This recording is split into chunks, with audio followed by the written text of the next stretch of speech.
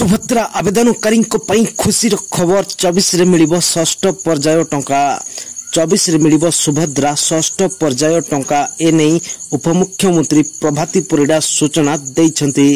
जो माने योजनार लाभ पाइबा पई आवेदन करथिले समानक मध्यरु जे योग्य विवेचित हेबे समाने टंका पाइबे बोली उपमुख्यमंत्री प्रभाती परिडा कहिसंती।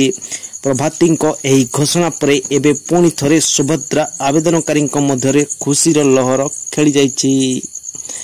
मार्च रे राज्यर अनेक महिला को सुभद्रा टंका मिलता हेले अनेकंक कौनसी कारणवशत अकाउंट को टंका आसी नथिला, किंतु सेमाने एबे आदौ व्यस्त हेबार नहीं, कारण पुणी थरे एही मासरे सुभद्रा टंका अकाउंट को आसबा पई जाउछि।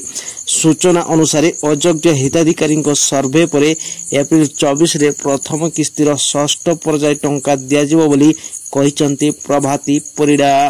1,70,000 हिताधिकारी भितरु जो माने योग्य सेमाने पाइबे बोली प्रभाती परिडा स्पष्ट करि दैछंती।